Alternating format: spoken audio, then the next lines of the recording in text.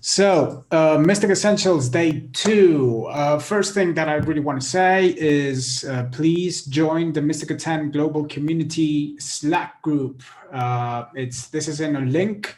By the way, you can find this PDF in the document in the media downloads on the documentation folder. In the documentation folder, there has to be a PDF with today's slides, so you can enter I'll just there and interrupt you download this. for the Slack because it seems that sometimes the link is not working correctly. So if somebody has issues connecting to Slack and would like to join, please just let me know your email address and I'll add you manually, okay? Great thing of the Slack community is that more people will be able to answer your questions, and actually the community over there is really active and with loads of great questions, and I really think it's worthwhile to be there. There's no new media, but if it's the first time you are coming to these Mystic Essential classes, remember that you can download the media. You can find the link in the PDF as well. Okay.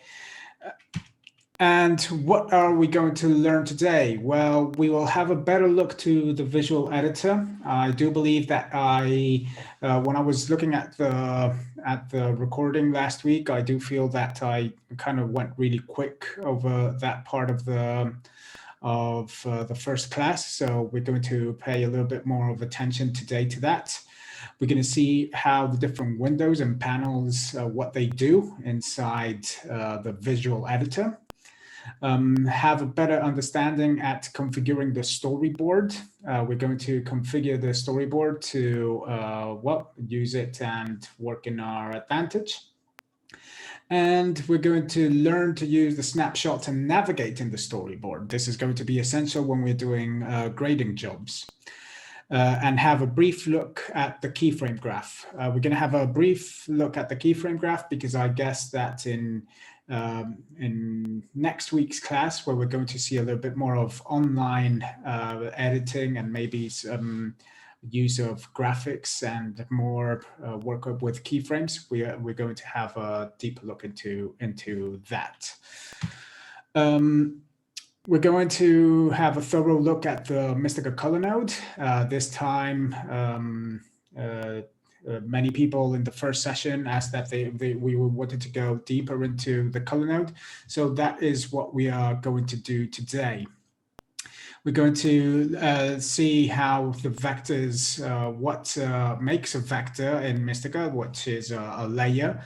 And we're going to see that we're going to have primary, bands, fixed vectors, and curves.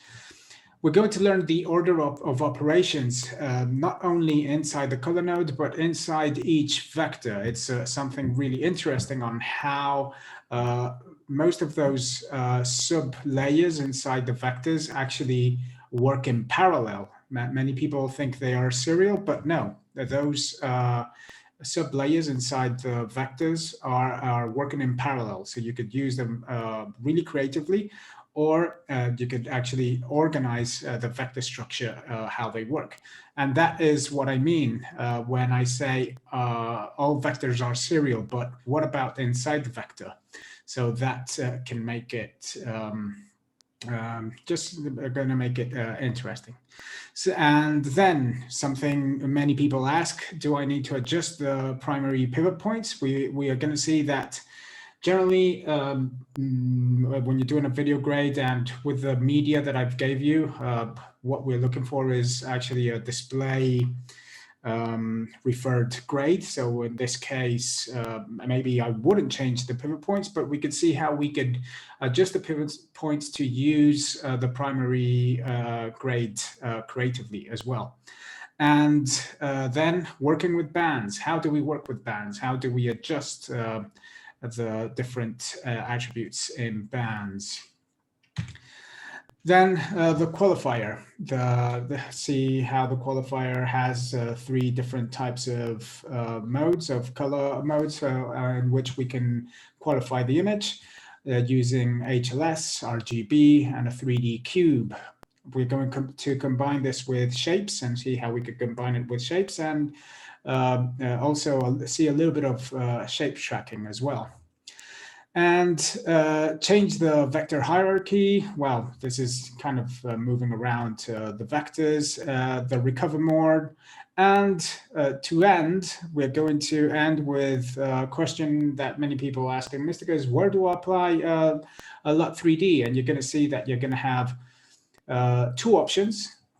That actually, there are a lot more options, but two options, and this will be dictated on how you really want to organize your grade, okay, and your timeline in Mistika. If there is time, although you can see it's going to be very packed today, and I really want to focus on color grade. If there is time, we are going to briefly show you how to conform an XML, the XML that is inside the media that I've sent you. Okay.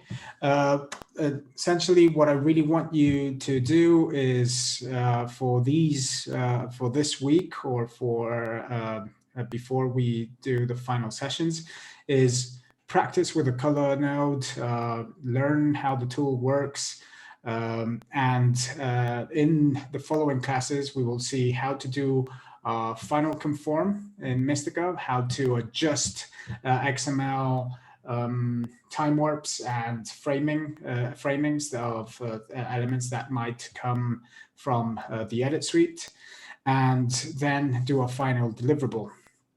I'm planning also to open Dropbox, so you guys can send me some of those exercises or some of those final renders to me, so I could, I'm not really going to judge them, I'm just going to answer back and say things that we can correct inside Mistika, and basically follow up with any questions you might have as well. So I really want you to get out of these classes with a good understanding of Mistika and being able of delivering a whole piece in Mistika. So anyway, let's start.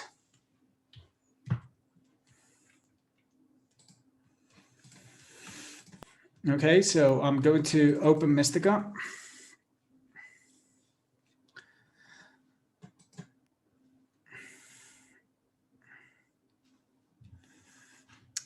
I'm opening Mistika on the preset that we created the other day. Anyway, I'm going to close Mistika and I'll show you again. Maybe went too fast there. Basically, because the project that we're working on, the media that we're working on is 1920 by 1080 at 25 frames per second. So just to double check that we have the same settings on your end. Okay.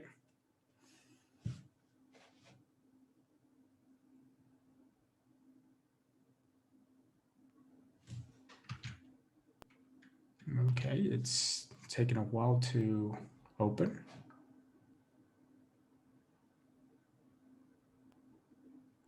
It's Friday, she's tired. Like you, Paco, you had a busy week, you said. Oh yeah, I had a very busy week. I had a very busy week, but yeah, really looking forward to that. Okay, it did open up. Oh, you need a new license. I need a new license in 4 days, yeah, before I finish. Well, okay, let's open 1 second the Mistika configuration tool. And yeah, just to be sure, this ICA Mistika Essential is the preset I created from one of the factory presets, actually the 1920 by 1080 preset. I'm just going to close this because I'm not going to change anything, but just to double check that in master formats, the one that really dictates how the timeline is configured and the working space of the timeline, we have 1920 by 1080 at 25 frames per second. Remember that if you don't have a video board, Mistika won't detect a video board, and you will see it on the right bottom side of your monitor. Okay, in this case I have a black magic, but I will deactivate it for you to actually see what I'm seeing over here. And that is it. Okay, I'm gonna press OK. So we are now sure that we have set up Mistika correctly, and then open Mistika Boutique. Okay. Well, there is a quite great response. We started with 8 people and it jumped to 34. Thank you very much for joining. So Karan is saying that he's been seeing you almost every day now, Paco. Oh, great! I mean, so yeah, many online workshops. I bet there are other better. You're everywhere. Come on, man. I bet there are better other things to see, but yeah, I'm glad. I mean, that means that you've enjoyed the classes and you're willing to learn. Okay, so last week we left it. We briefly saw how to render something out. So basically what I'm going to do here is open a timeline with the scene detect shot that I sent you already scene detected and cut. Okay, so it's opening. You can see my system is slightly slower than normal. Don't know why that is. Sorry for that, guys. Hope it doesn't affect the rest of the outcome of the class. Normally it's faster than this.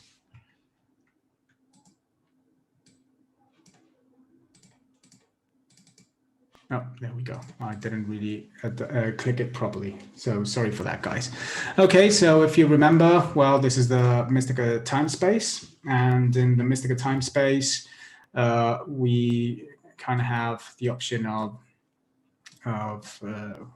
setting up the clips in any position that we want. In this case, I did decide to put my edit on 0.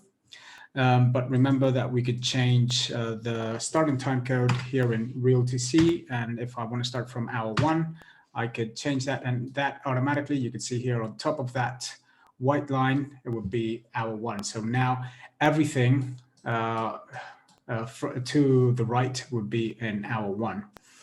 Clips in Mistika have normally this screen rectangle, and if we want to look at some of their attributes, we click into attributes. But if there's anything we want to do over the pictures, we need to go to the visual editor. And in the visual editor, just to go there, we just have to do one simple thing, which is double clicking. And in the visual editor, we could see that every clip has an options tab where we could define the size of the clip now. Okay, in the middle here we see we have our images, our image, where we are going to work creatively. With the right button, you can move the scopes. The scopes are activated here on the bar that is to our right.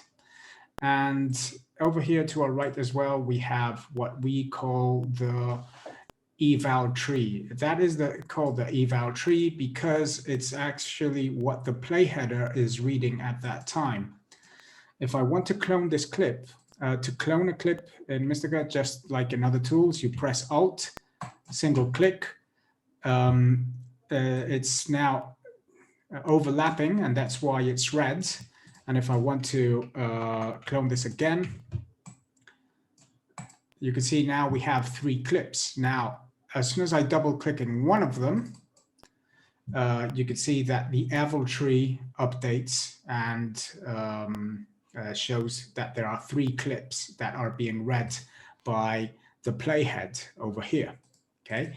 If I come to my visual editor and in the storyboard, with shift click, I choose to go to the next shot, you can see now that the playhead is only showing 1 clip. It's not showing the 3 clips that we had before.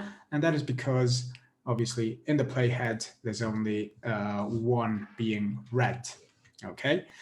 Anyway, I'm going to go back to these three clips here because we're going to talk a little bit about the hierarchy and about the eval tree. Just quickly, I'm going to add one color grade here and make it like really obvious. I'm going to offset this to red. And this one over here, apply another color correct tool.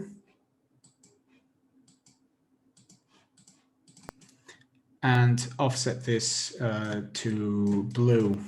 Okay, so in the timeline, I have these three, and I'm only seeing the top one. The top one is the one that is obviously on top and is obscuring all the, well, obstructing all the ones that are at the bottom. But in the eval tree, I can actually choose which one I'm seeing. And the way I can do that is by double clicking. So if I double click, I'm seeing that one, ignoring the ones that are on top. And you could see there is an indication of this that is blue. You can see there a blue background there on that clip, and then there is a green background. The blue background is actually the moment we are viewing the viewing node that is being outputted in our video board, okay? And the green one is actually the working node. And in this case, for example, over here, I can work in my clip and say, actually, let's zoom in here a little bit. Let's, I don't know, I'm gonna auto key this here for a second. And we could even add a keyframe there. And we go from 100 to the end to, I don't know, let's put 250. Is that too much? Yeah, 250. And maybe then just offset it a bit.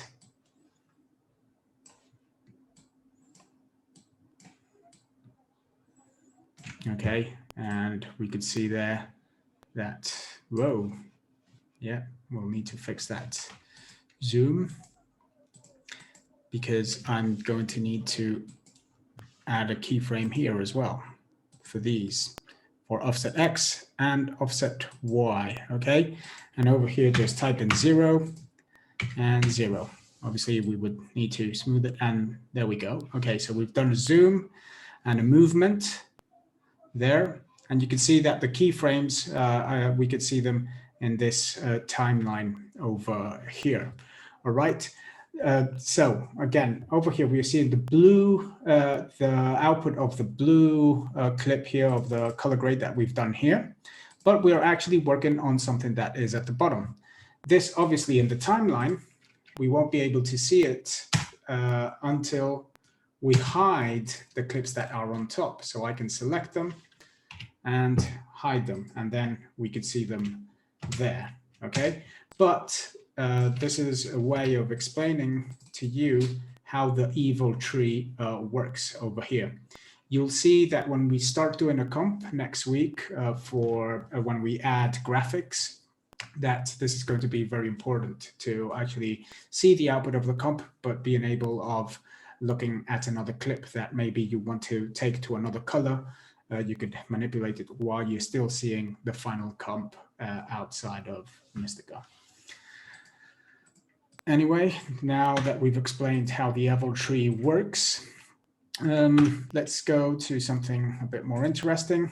I'm going to select all our clips. We could do a selection box, or another thing is over here in the edit panel, we have the option of using hotkeys to select.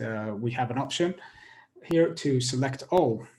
And if I press select all, I have all of them selected. Then I could go to VFX and add the color grade node. In the parameters panel here in this shot over here. Okay, once one thing I forgot to explain here for a second, if for example, I'm adjusting the size here, and I want to reset it. Okay, so I've just barely zoomed in there for a second. Okay, just a little bit. If I want to reset this, I can just select and press delete, and that will take it to the default values. Okay, just something I forgot to explain there.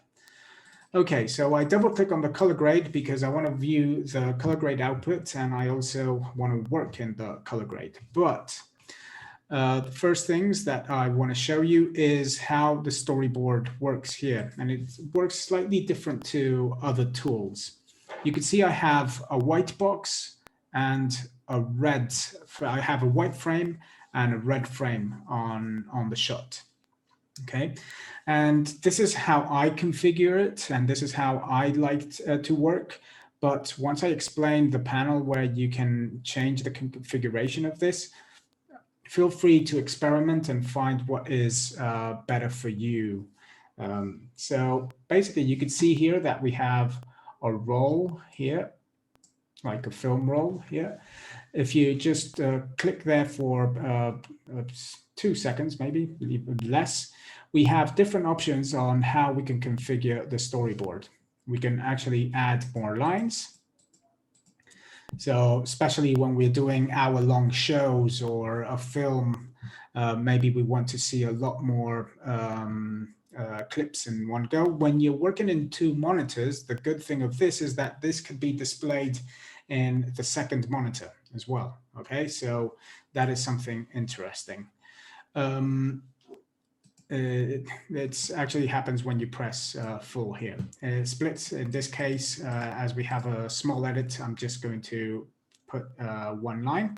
Then you have different zoom factors. We can make this really small, or we can make this really large. So depending on how you want to work and how you want to move with the storyboard.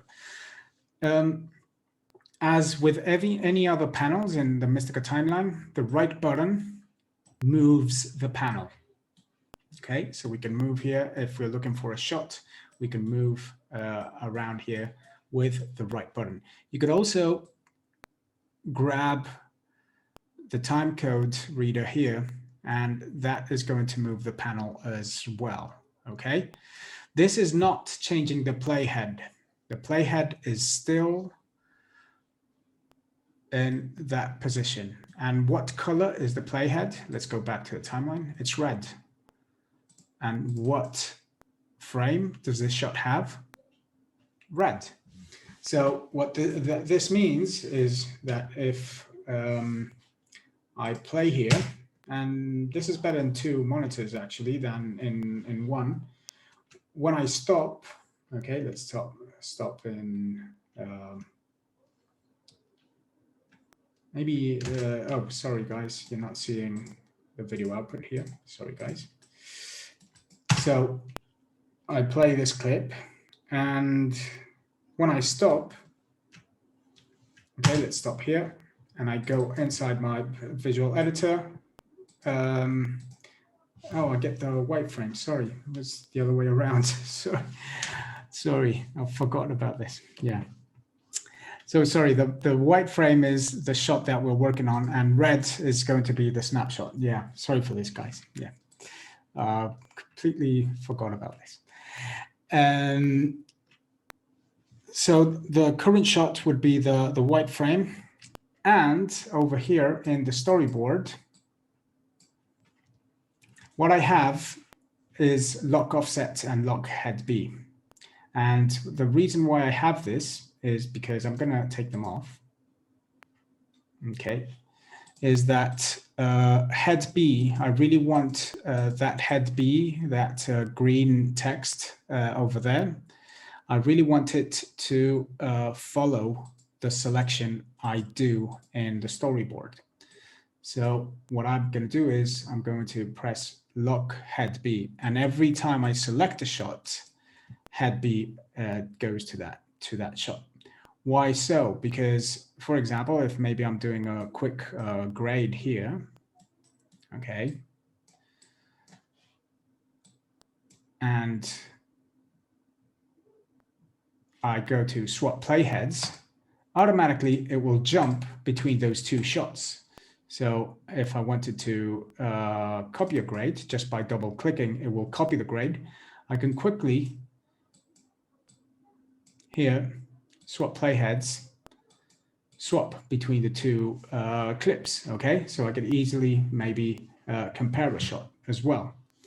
There's another reason why I do that as well, and is if I press here this comparison icon here, I actually have the option to manipulate how the snapshots are done.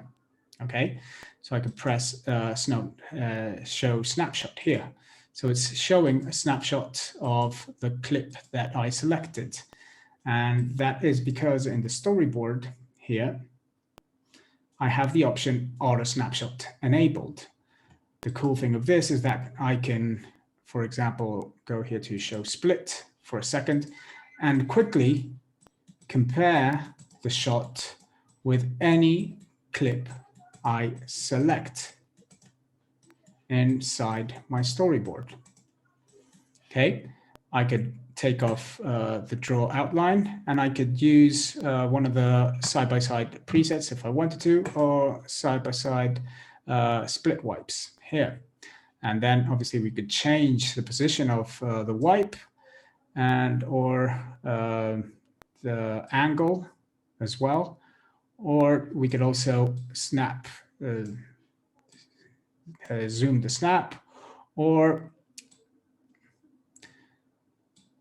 change the position of the live clip and do the comparison. If we feel we're lost, we can click again on preset wipe or on preset side by side, and we go back to how it was. If we want to come back to the live output, we just click on show live, and that is it. You could see in this menu, we could do that. But the interesting thing here is that I've activated the auto snapshot option here at the middle. So now we've lost the white frame, okay, and the white frame is the current clip that is selected. Well, what would I want to do in this case? Well, I want to go back to the clip that I'm working on right now. So I'm just going to press on center current. So as soon as I press on center current, it comes back to the shot that I was working on. Okay. I just clicked on a shot that is beside. Oh, you can see here, it just beneath, under the clip, you can see it says previous one, previous two, and it's just showing you where the selection frame is. Okay. And in this case is two shots to the right, so to one of the two next shots, and that's showing it to you where the position of the clip. This is actually really interesting when actually you are showing split. So actually you could see better which shot you're comparing it. Okay, so if any of you were asking what that prev one means, it means that it's the previous shot. Okay, so I'm going to go back to my live option, and over here, over here, then what if I really have a selection and I really want to center my storyboard to, for example, that shot. Okay, so a bit that I want to go to the selection I have, just to be sure, I could go and press center selected, and that will go to the shot that I have selected. Why? Because maybe I know that I really wanted to compare the shot to this other one here. So if I have show split or anything here, all the side by side, I could easily do it just by quickly selecting the new shot that I want to compare my current shot with. Okay. And this actually is the reason why I have lock current here. The reason why I have lock current here is because when I center current and move, okay, in this case, I really want my current shot to be in the middle of the storyboard, okay?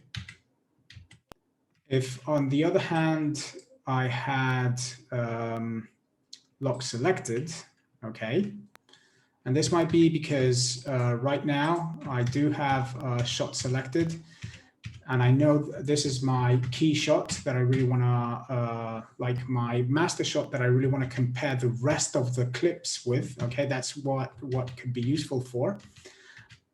I could really choose to keep. Sorry, I need to activate something else. Here to scroll selected, and I have lock current. If I have scroll selected,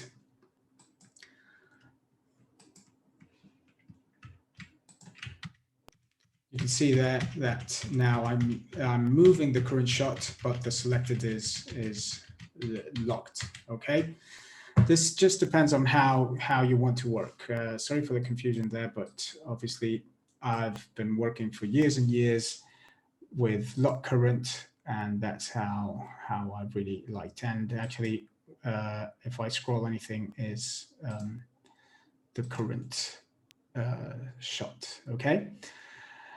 Why do I have lock offset and lock head B? Well, generally, when you lock offset, the reason is because maybe you have a one-to-one interview, and you know that in interviews, maybe you want to copy something. So, for example, here, this is a good moment of the piece that we're working with. I'm going to show this live.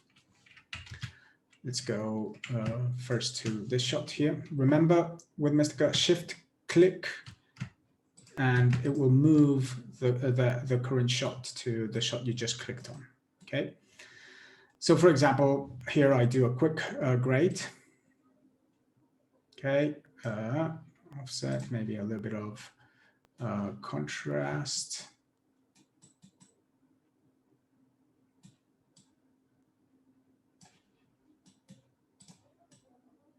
Please don't judge this too much right now. But I know that 2 shots later, my shot will be there as well. So immediately, I know that I have that shot here. Okay. And obviously with the mouse, it would be just double click. But with the control panels in Mistika, you could automatically just click copy selected, and copy selected. So right now, I'm doing this with the mouse, so you can see exactly how to do it. But on the control panel, you will have the option of copying the selected shot. Okay. So hope you had a better understanding here of how we can configure the storyboard. The way you're seeing it here is exactly how I like it to be and how I like to work.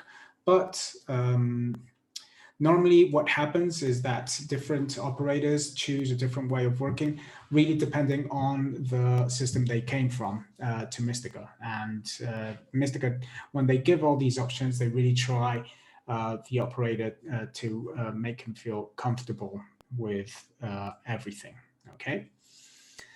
Generally, the zoom factor I use is 2, but maybe for today, let's put it in 3. Obviously, at the bottom, you will have the options of creating all icons again, and Mistika will create all the icons if necessary. And that is it. Now, next panel here that we have is the presets. Okay, and in the presets, we do have the option of saving grades. Okay.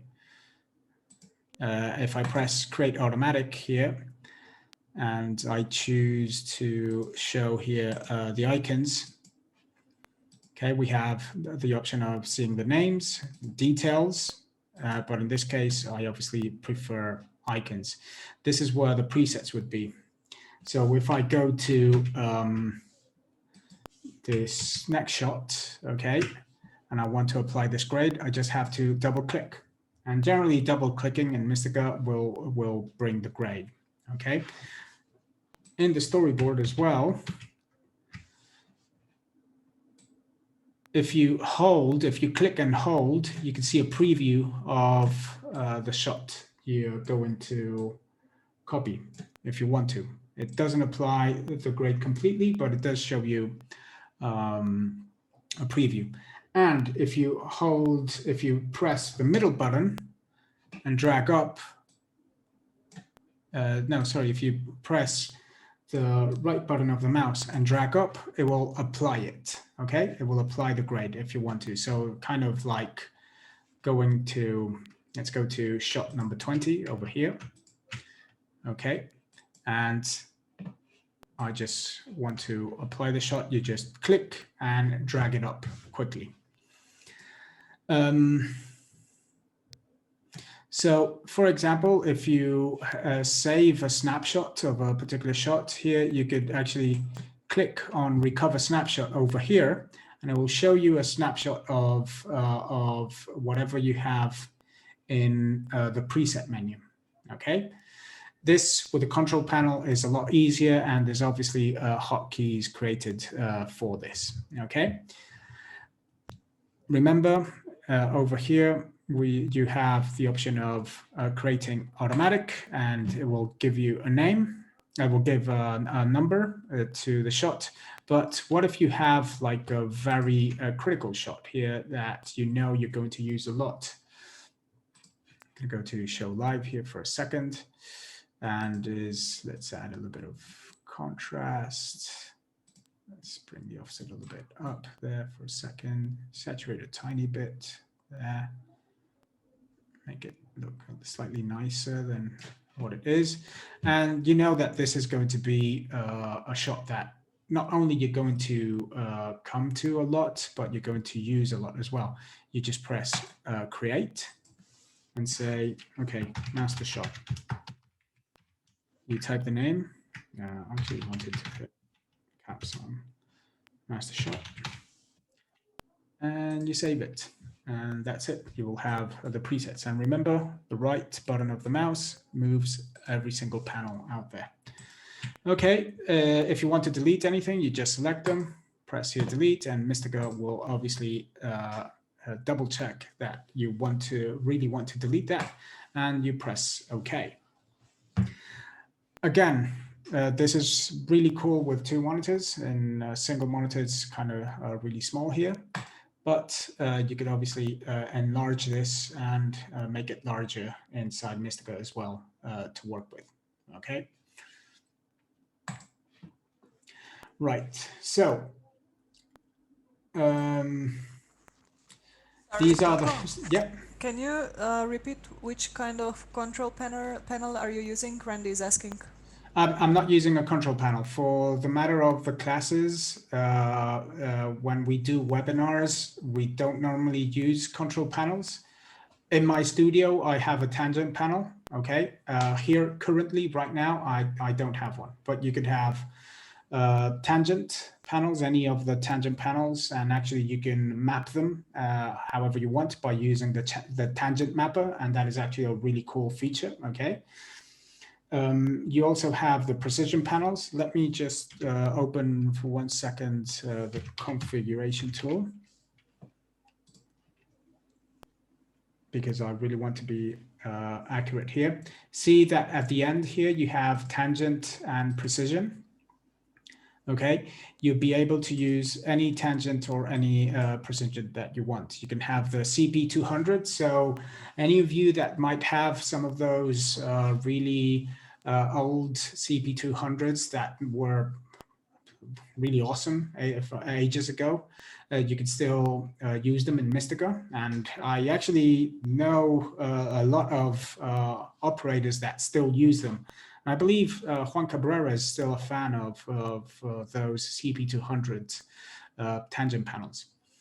You also can use the tangent USB surfaces with element, arc, ripple, or any other USB model. Okay, and then obviously when you configure the panels that you're using, you would have to add the information that you need to. Remember that you could also map them by using the tangent mapper. When you go to the tangent mapper, I think you can select Mistika Boutique there or Mistika and map them as you consider. Okay. Any other questions over there? We've seen quite a few things already. Don't know if anyone has any other question.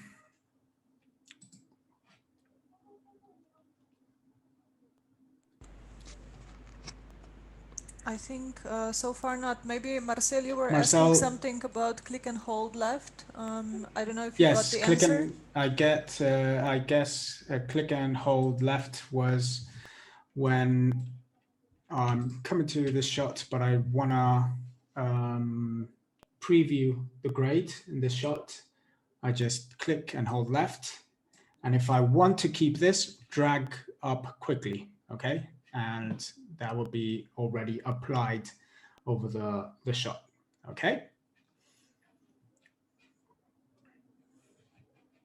Great, okay. So this panel over here is about history. We are not gonna see it just now because this is a bit more advanced, but we'll definitely going to have a look at it, okay? And then tags. Here we have the tag options here. So I could say, for example, that this is my main shot.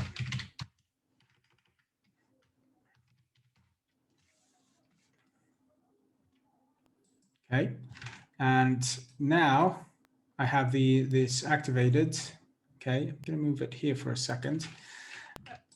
And every time I have Shift and Control on, sorry, I'm on a Windows system for those on Mac OS. I bet it's going to be Command and Shift, I think. I'm creating my gangs, and in this case, it's my main shot here. So actually here, now I can create the gangs slowly. If I want to, just adding things to my gangs.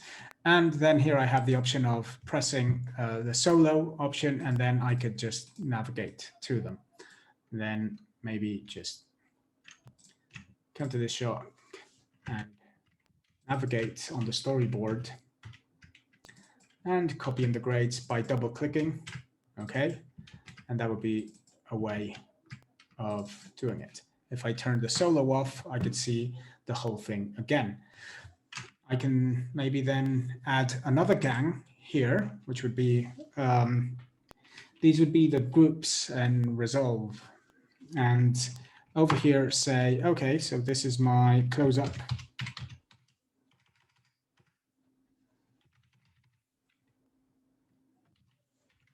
Close up, yeah, it's mine.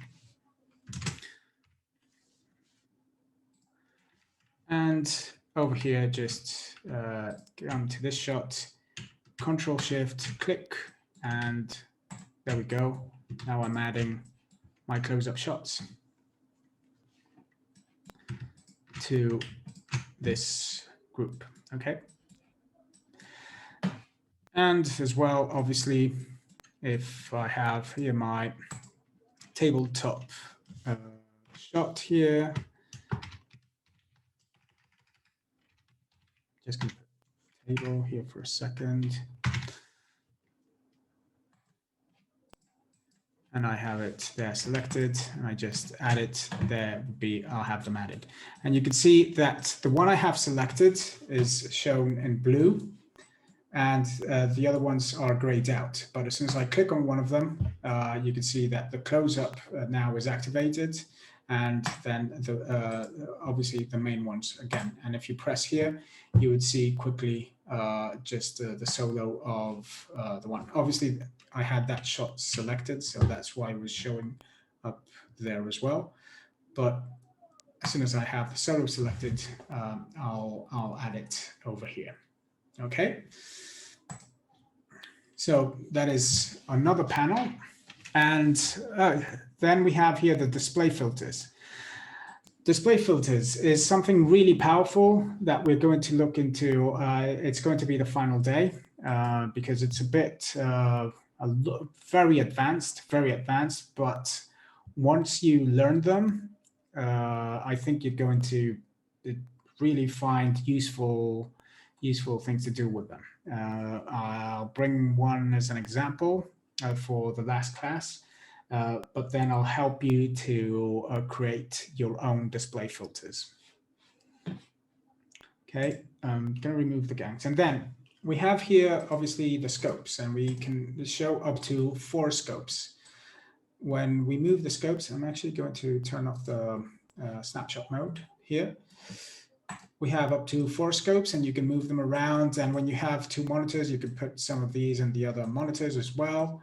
In the scopes, I'm going to leave these 2 in Vectorscope and in waveform RGB overlap. But you can see here that you have the option of having different ones. One thing that I haven't said still in these classes is that the middle button helps to toggle through different options on any drop-down menu that you might have.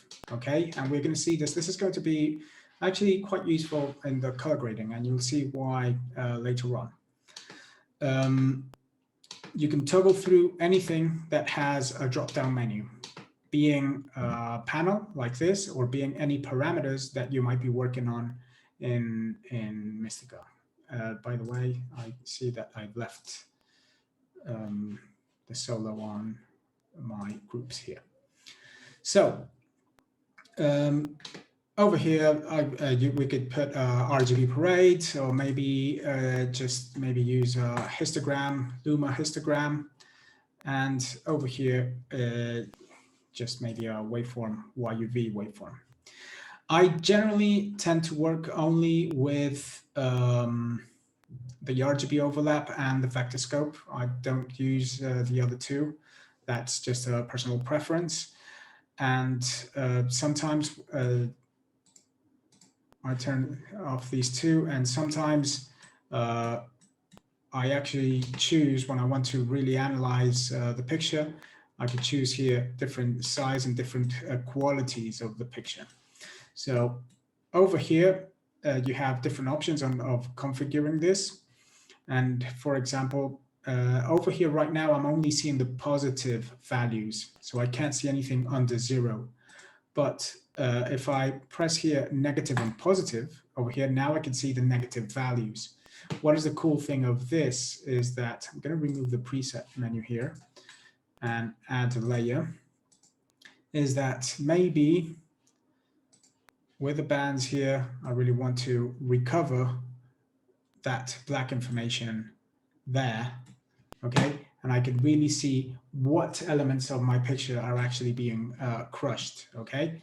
And that is a way of seeing it. Then we have this contrast panel button where we could adjust the contrast of our trace.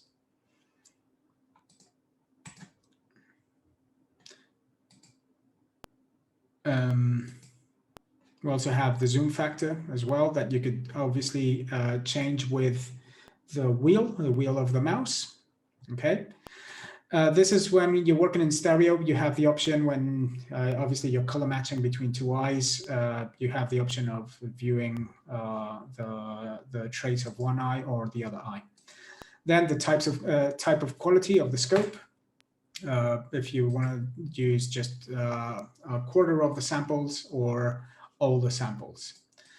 And then the different type of scope information that is provided. If you want to go from 0 to a scale on a scale of 10 bits, if you want to go to a scale of 8 bits, if you want to go to a grid that goes from 0% to 100, or a floating point from 0 to 1, or as nits, which in HDR could be quite useful. Although sometimes here, depending on here, maybe sometimes there's a lot of information here. But I generally have it 0 to 100. I do like it in best mode, and I do bring down the contrast. By clicking and dragging, you can also adjust the contrast, not only here, but here as well. And something cool here with the Vectorscope is obviously that the size, obviously, you could use it again to your advantage. You can zoom in and maybe pay attention to something in particular if you wanted to, and also if you really want to kind of just see like very critical information there, adjust the strength of the trace. But if you want to zoom into a particular point, you could do it. Okay. I'm going to leave this in small, low res, both right now, and just drop them here. But something really cool that we can do combining the visual editor and the Vectorscopes is if I press Control in my keyboard and the right button, for example, here we could see that our wall at the back, well, actually, it's slightly redder than we wanted to, but I could see exact values in floating point, 8 bits, 10 bits, 12 bits, and 16 bits if you wanted to. But you could also see a representation of this. Let's go large again. In the waveform. And cool thing of this is maybe let's just go to my primary here for a second. Okay, and I really want to be like really thorough. And then go, okay, there we go. I'm gonna match them. Much easier with the trackballs, but there I can match them actually. Or even so here, what I could do is use my printer lights and go again, whoop, that was a bit too much. So let's go like a quarter of a step, just press, and there we go, match it, and easily start matching different parts where I could match the crosshairs of RGB in all those values. Another cool thing here, obviously, is that obviously you can see this in all the different scopes. So if I go to a waveform or UV element, you could actually see the color differences and analyzing this as well. Hey Paco, we have 2 questions. Awesome, great. If you want to check. So Tomasz is asking if the Vectorscope can be separated into low, medium, and high frequencies. No, but yes. It's yeah, I know this is a tricky question. Okay, you know what? Let's quickly. I'm going to quickly tell you why we can do it. So, for example, well, low. So what we could do is we could create a display filter. Let me prepare that properly for the last class, and I'll show you why so. Basically, what we could do is use the qualifier and create a display filter. And in the display filter, actually say to Mistika, if I have something, oh, I do have display filters here, obviously, I forgot. Okay, so what are display filters cool for? for example, here, the scope, if I were to do a 500 nits, I could create a display filter that actually tells me where the 500 nit value falls, okay? Or if I wanted to add another display filter,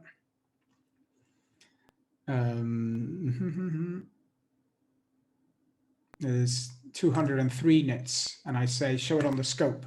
So I could do exactly the same thing, but saying just show me the shadows, show me the midtones, or show me the highlights, and create one for myself and actually turn it on and off. In this case, I've activated toggle number 2, both of them, but here you can see this is obviously much easier to see. Completely forgot that I had display filters here on this computer. So you can see here that I created a reference level for the 203 nits, and actually I could turn it on and off if I wanted to. This is obviously useful for HDR, but basically the display filter is preset effect, where you could choose where you're going to apply it. And you can choose if it's going to be on the GUI, if it's going to be on the scopes, or if it's going to be in the live output. For example, if you were going to be doing dailies in Mistika and you have a very specific 3D LUT, actually this LUT isn't activated here right now.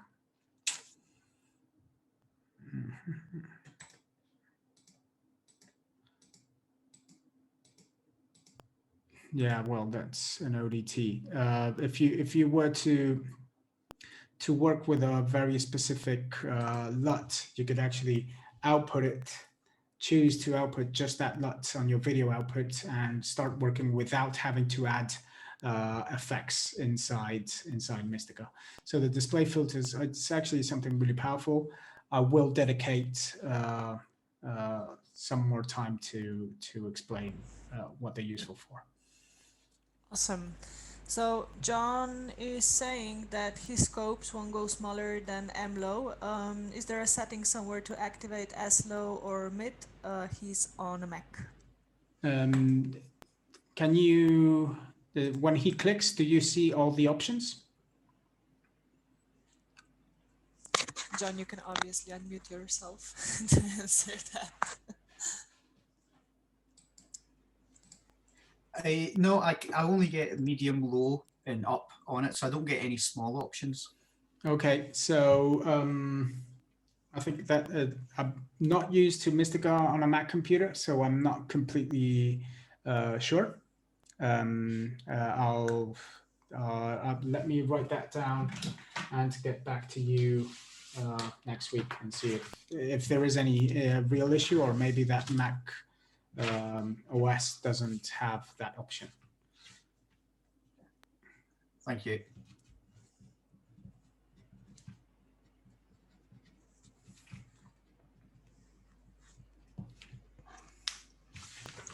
You're welcome. Juan would like to know, after zooming in a scope, how can he move inside?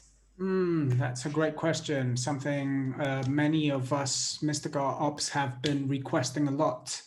And I think they're adding that in the next version. I hope so. I'll ask Adrian to confirm this. Yeah, I think so. Yeah. He did say that. But, okay. That's great. The scope windows to another screen. Yeah, right button, or the crosshairs here, these crosshairs with arrows, and you can move them to another screen.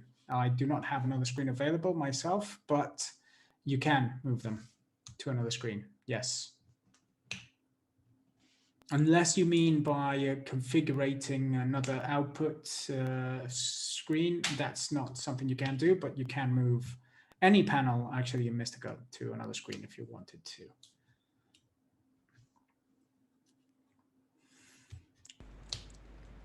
Okay, all right. So let's carry on.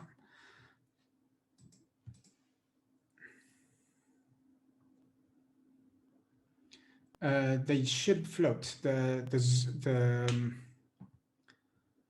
zooms, the Mistika scopes should float. You should be able to put them in another monitor if you wanted to. You should do, yeah. Okay, so we've seen the comparison mode, and then quickly we'll have a look here at the keyframe graph.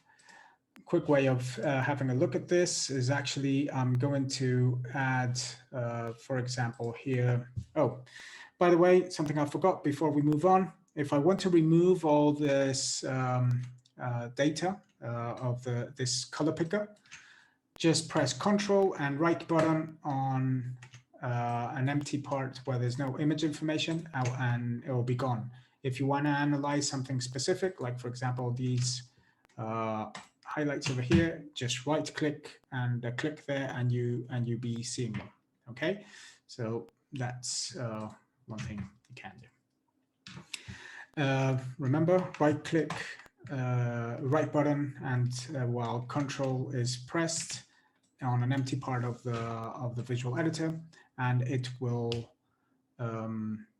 remove that information from there. So right now, what I'm going to do is draw a quick shape over here. And to make it really obvious, we're going to do it on the grade, middle button to add some softness if we wanted to. And I'm going to open here the shape menu. And in here in the shape menu, we see some parameters and we see some tracking. I'm going to go here both ways, and I hit both ways, and you can see it's analyzing the inside of the shape. And if I go to the keyframe graph here, we can see now that shape. And if I select a clip, I can zoom fit to that and actually see the curve drawn. If I have another one, depending on what I wanted to, I could maybe just, well, I could zoom in next and zoom in Y, depending on what I want to do, okay, in case I really want to move something. Then there's other options, like for example here, if I want to select something, I do have the option of changing the points here, and I can make them constant, which would make it actually really tricky. If I double click on one of the points, it will select the whole curve. Let me zoom reset here and maybe zoom fit that and make it constant. Well, it will make a interesting thing to the shape there. So, well, no, because it's every single frame, so won't change that much. But you can actually change the tangents of the curves over here. You could also you can see as well that every time I press the icons change. When it's constant, it's red, and when you have a smooth keyframe, it goes green over there in the timeline here. One thing I have not said is that you could actually zoom in this timeline. Okay, it's more useful when obviously you don't have everything keyframed, of course.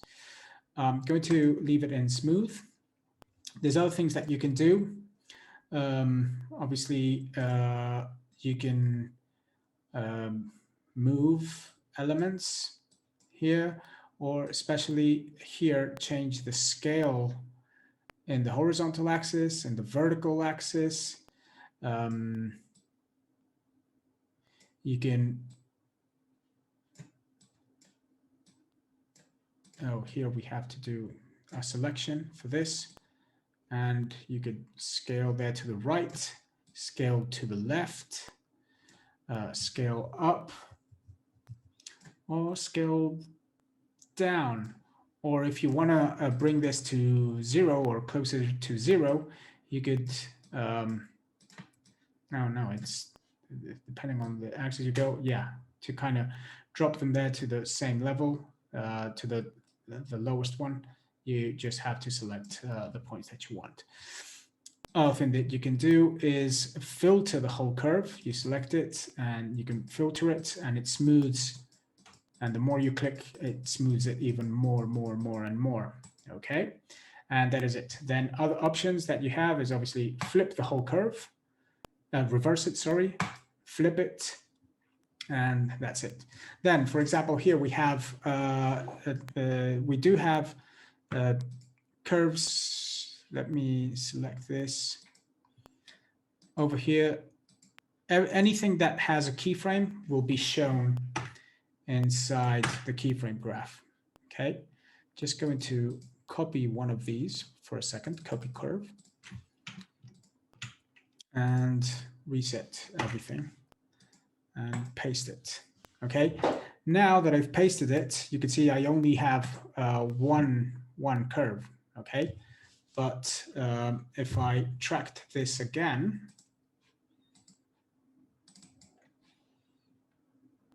go both ways,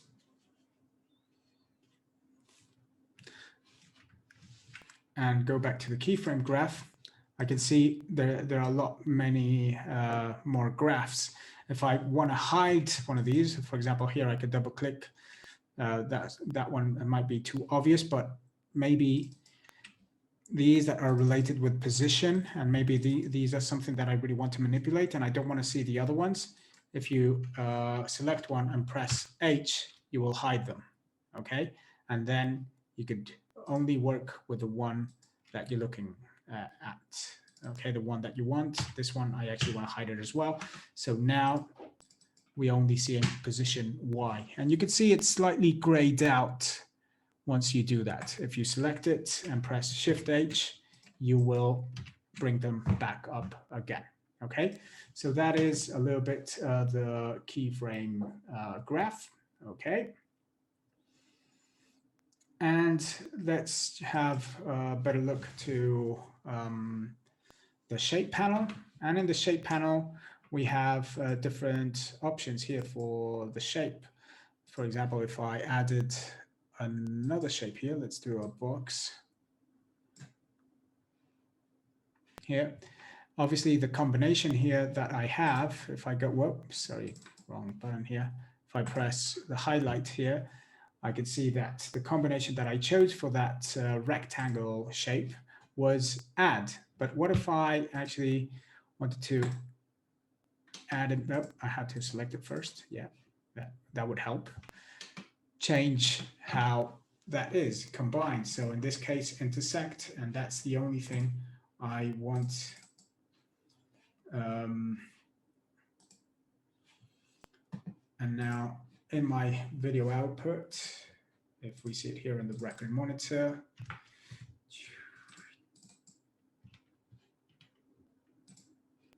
there we go.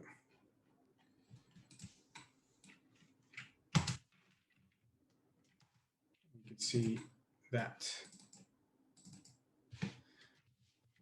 right now those two shapes are intersecting and the color grade is only applied inside those two. Okay. So still going into the shape mode, this is how we could do it. If I want to cut the selected shape, I just select the shot and select the shape, cut it out, get out of the menu and maybe add another layer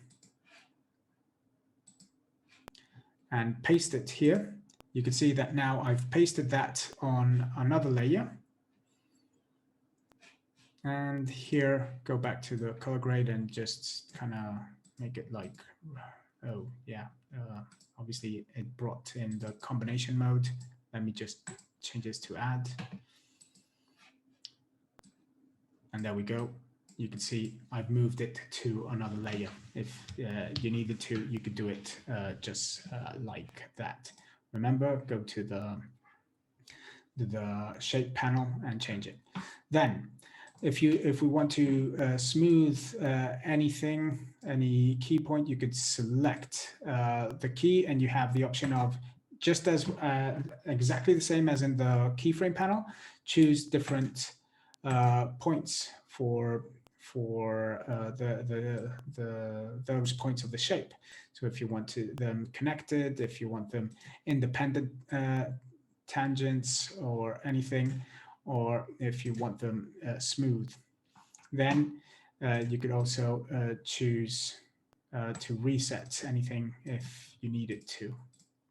So for example, here I could reset them, and it did, although they did go quite. Let's go there to independent tangents and then reset all, and you can see it goes back to square. Then softness points. Remember, we could do this with the middle button of the mouse. Okay, so we could smooth them. If I press Shift, I'm smoothing the outside. If I press Control, I'm smoothing the inside. Interesting thing of shapes and other elements inside Mistika. Whoa, I pressed Escape for a second. Anyway, let's do it with this one over here. Every time you press Alt, you can, when you press Alt, you're always rotating. So for example, here I select this, I press Alt, right? I press Alt and I have the option of rotating, okay? So that is something you always have the option. And then bounding box, obviously, like any other bounding box, you can make it larger. You can obviously select only the points that you want to move, and just like that. Hope that makes sense. And that is mostly it. You can see that the shape tracker here has its own tracking panel. But what if we wanted to do 1 point track? Well, sorry, go here to this tracking panel over here. I wouldn't take the shape mode. I will turn it off, and you can see all the points here that actually you could get rid of them. But maybe over here I could add a tracker, single tracker, and position it. Let's track that here. Okay. You can click to go both ways. All right. And then with this tracking information that you have here, go to the shapes, go to tracking.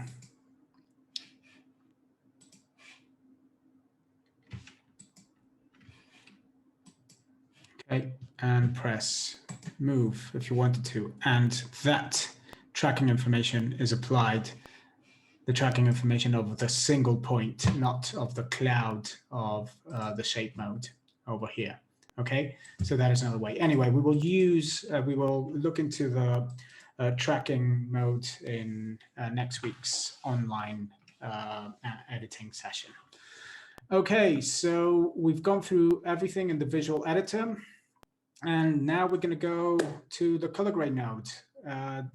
Do any of you have any questions before we jump into that? Actually, I'm going to reset all the grades and apply new grades. Okay, just to start from scratch and make it a lot easier.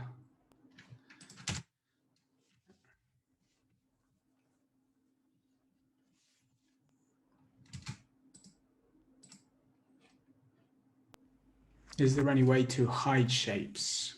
Mm-hmm. Good question. Like hiding, like if you want to deactivate them, so mute them. So if you want to mute them, I'm thinking, I don't think there is a way of doing that right now. No, I don't think so. But that's actually a good feature that maybe they need to add.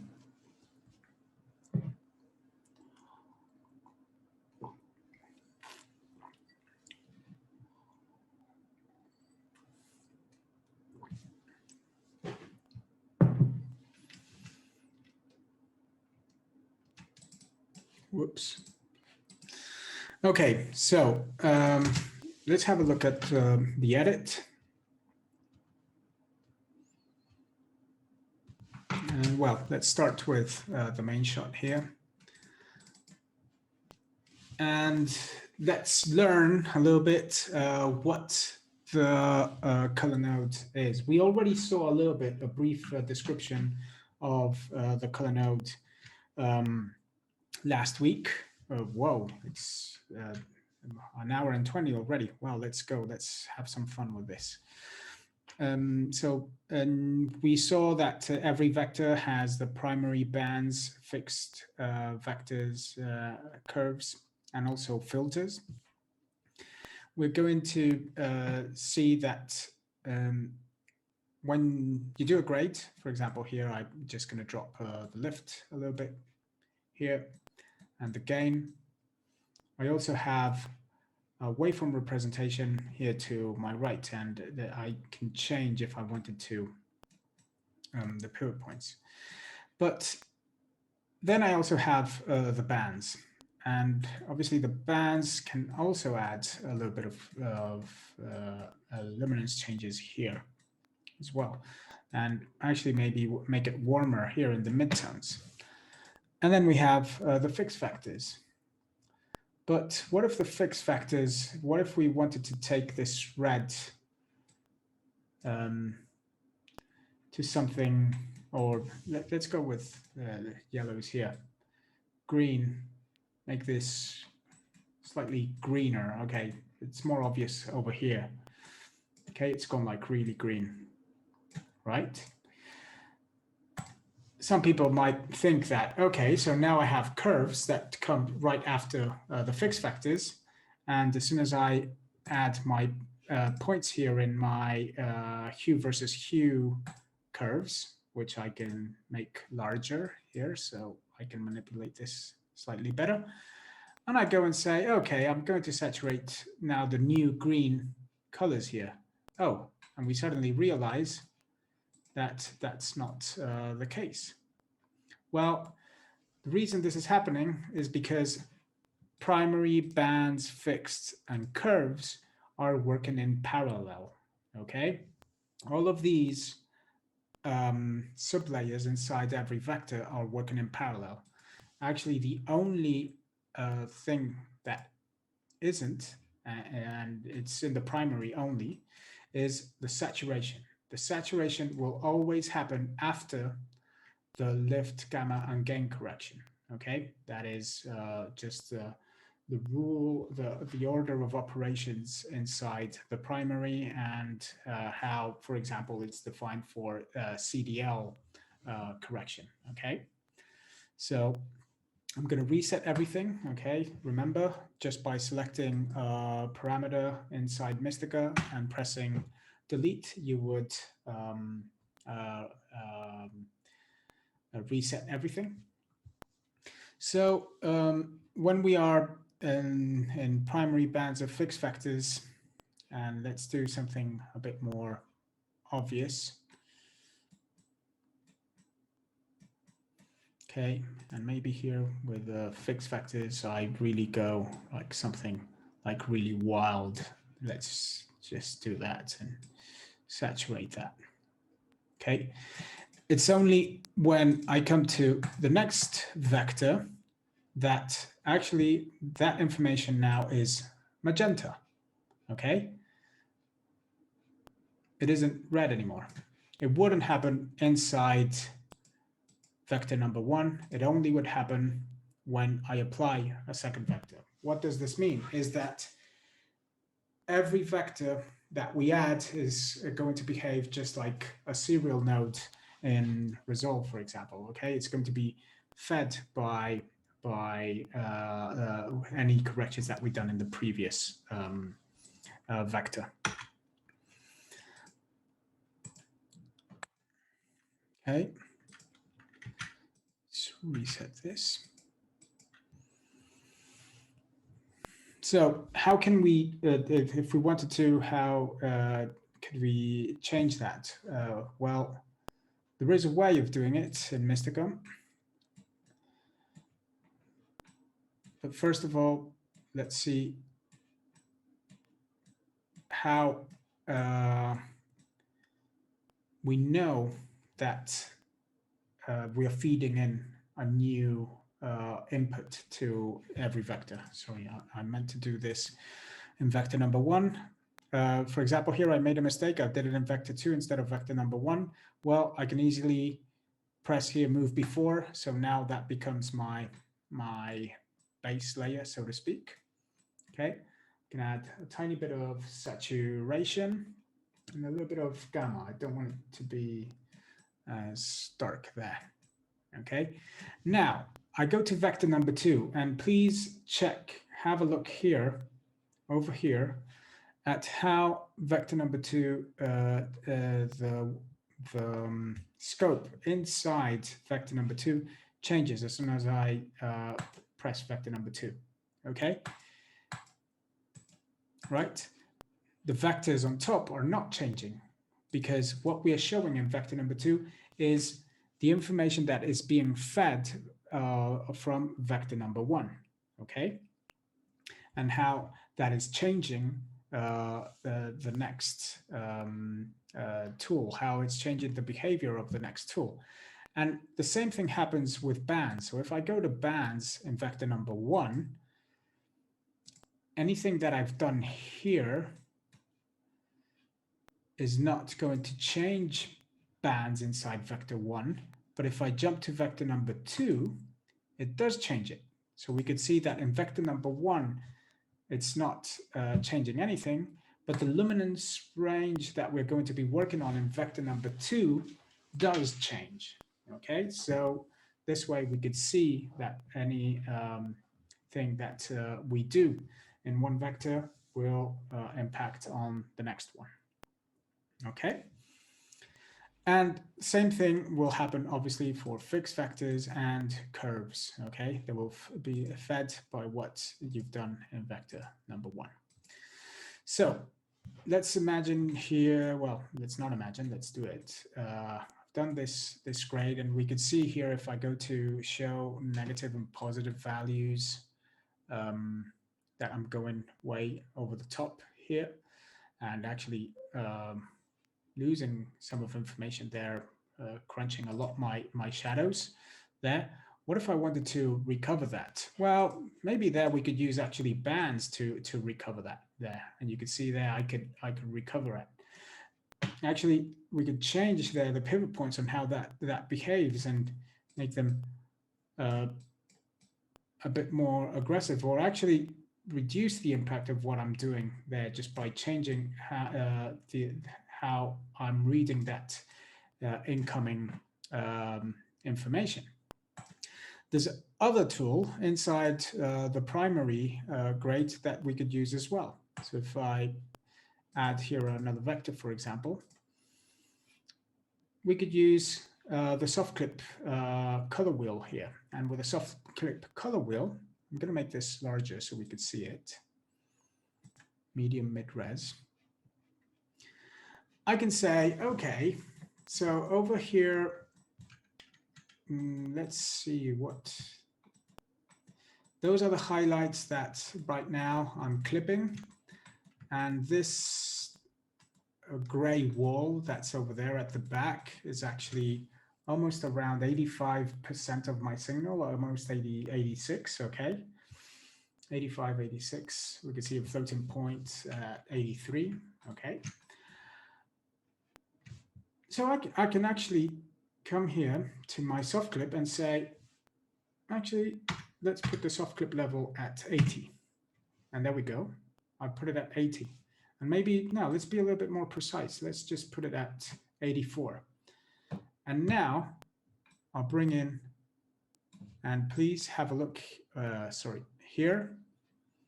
And I'll bring in all that highlight information inside my soft clip, okay? Okay, so I can soft clip that information inside my primary grade there. And similarly, we could do something else for the black point as well in primaries. We could actually add another vector. And in this case here, we have pivot points, different type of pivot points, I would go for the shadow pivot points. And in the shadow pivot points over here, I could choose to actually bring that black information within ranges in another vector, okay? And actually play with how it gets hold of the self-clip there, play how aggressive that is if I needed to, okay? And still maybe go to vector number 1, and well, now I have a bit more control of that and actually add a little bit more of contrast if I consider it necessary. Okay, so that is a cool thing of working creatively with the pivot points in primary. But now we have defined our grade now goes from 0 to 100 in vector number 4 here. And in vector number 5, I actually want to work with the bands, and I want to do a little bit more of an S-curve into my picture. Actually, here it could be slightly easier because I already have my pivot points already applied as I wanted to. So there, I could add a little bit more of contrast, and also their shadows there on the highlights. One thing we need to know is that bands work differently to primaries, okay? To primary. And just to quickly explain it, I'm going to go to another shot. When I'm in primary and I adjust the contrast, let's actually have a look here to a small low res. And let's make this larger for now. And I adjust contrast. I'm saturating the image, okay? I'm going to mute this and add vector number 2 and go into bands. Or actually, I could even, let's do something, go to my presets here and create this one automatically. Okay, so it's here, fine. And then I hide vector number 2, vector number 1, sorry.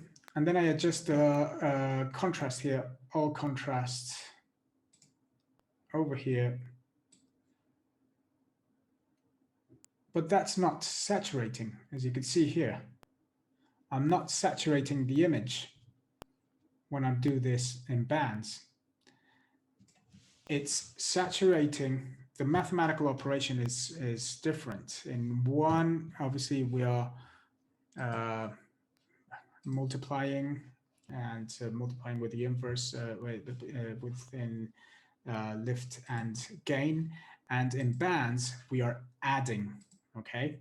The field that this does is that actually what we're doing is working separately luminance and chrominance, but actually, no, it's just the mathematical operation that actually change the result of what we might expect. So actually, we've adjusted the contrast here, and if I compare this to the shot that I made a preset of, okay. So show snapshot, and it's here. Show split, and wipe position. Where is it?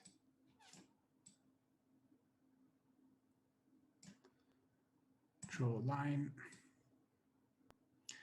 We can see there that obviously it's completely different. The contrast operator in bands completely different to a contrast operation in primaries. Okay, so this is a way of kind of explaining the different creative possibilities of the mathematical operations of the tools inside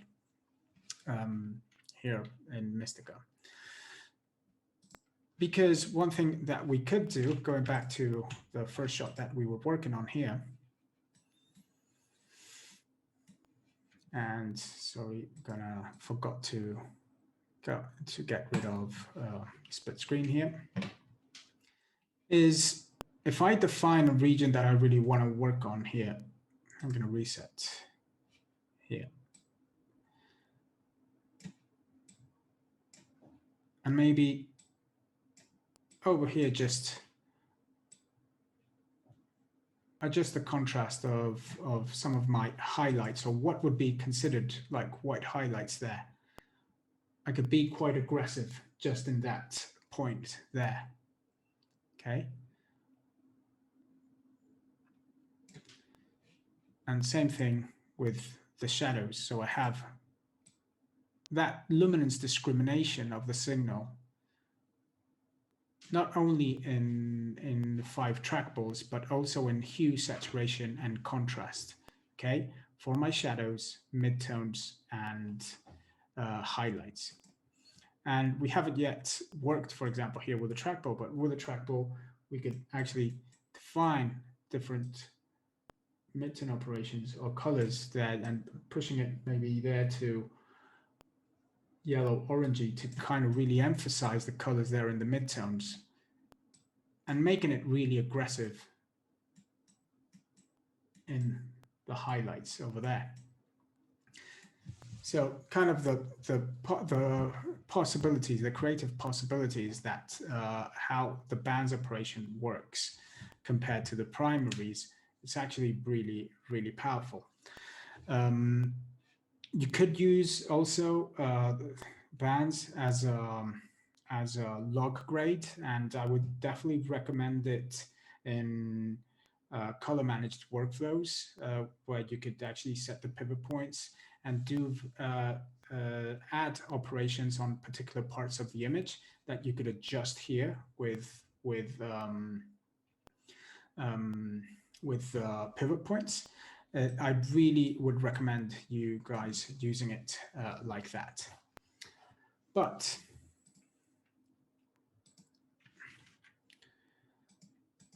okay, now let's. I'm going to get rid of what we've done here. I'm happy with.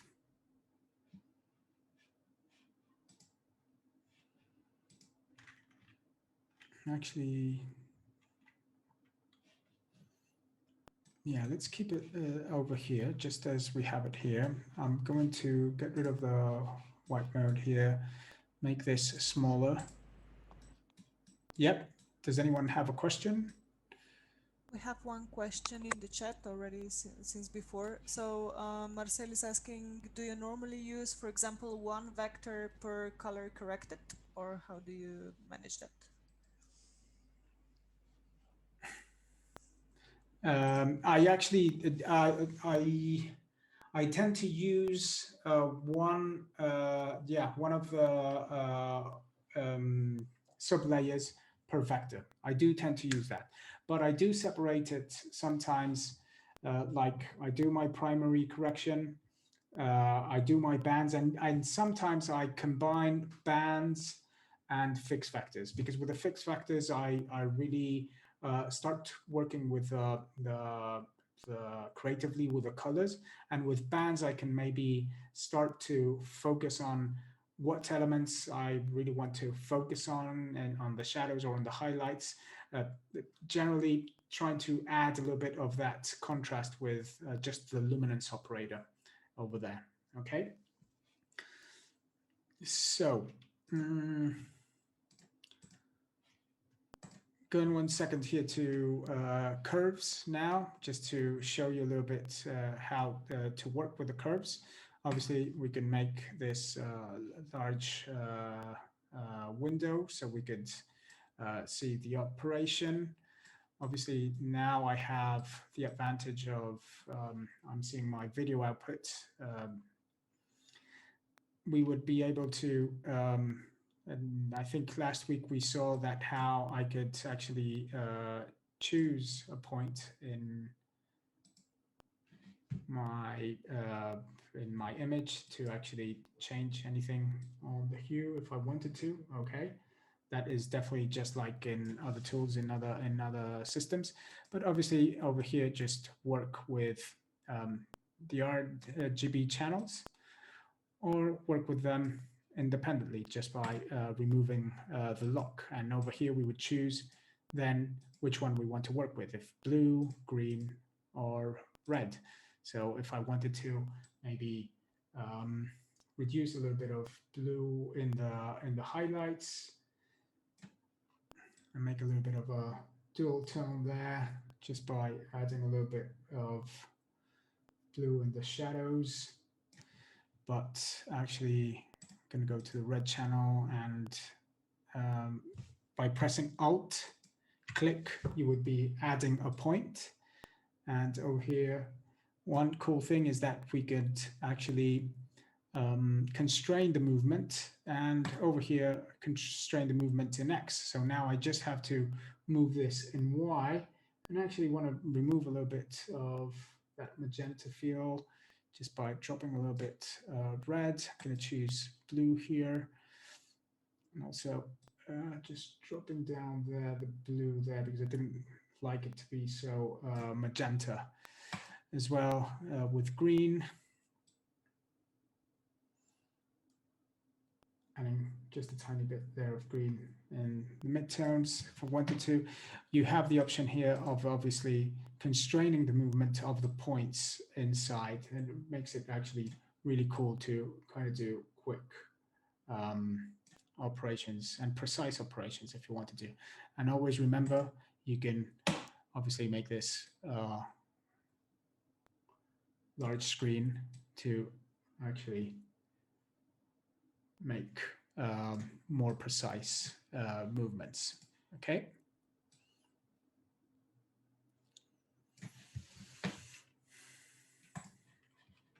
Okay.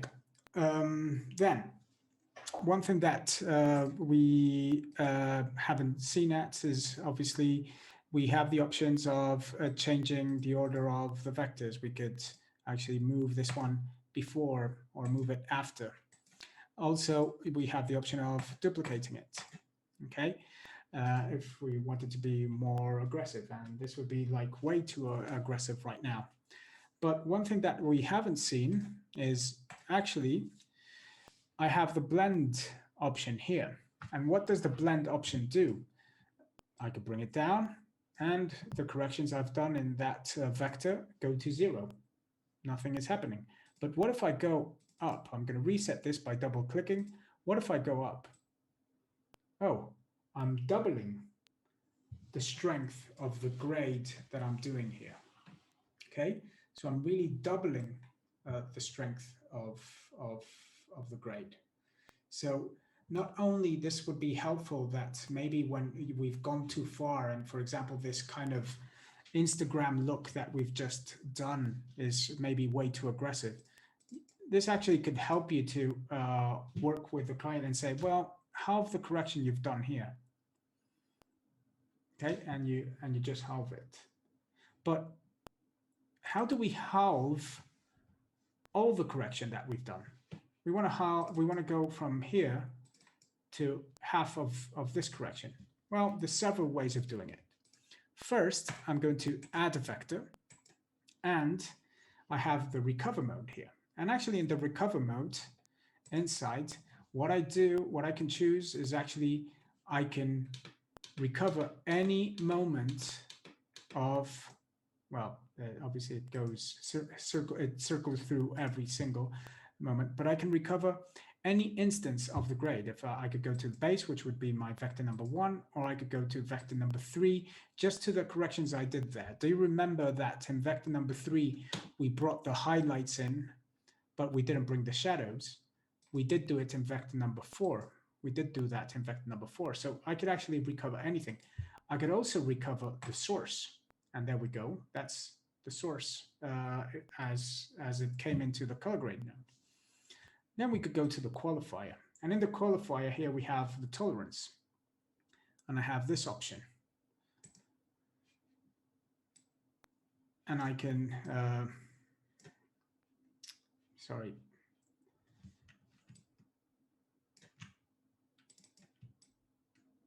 Bring the tolerance down here and actually halve a little bit of the action of what I'm recovering, meaning that actually what we recover is actually related to the selection that we have.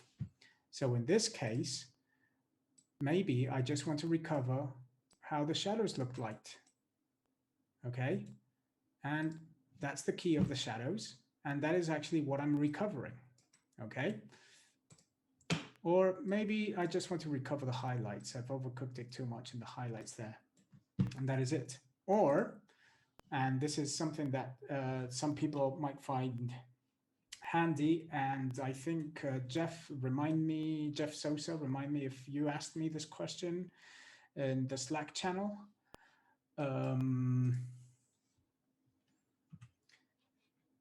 We could actually use the shape, have the whole grid here. Okay, select the whole picture on the shape. And in options, in our shape panel, bring down the opacity of this to 50%.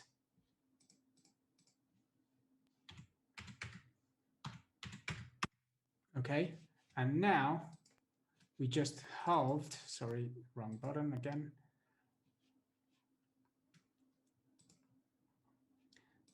The action, sorry, I'm wrong, yeah, vector, halved the key output of our qualifier here, and in this case, combining it obviously with a shape, okay? So that is one trick that you could do here to do this, okay? Now, quickly, what can we use? Other cool tools that we could use recover for. Let's take it, let's leave it here. Okay, I really like it how I have it here. But going to add vector number 5, and in vector number 5, I'm going to blur this, and let's be quite aggressive with this. Okay, and let's blur it a lot.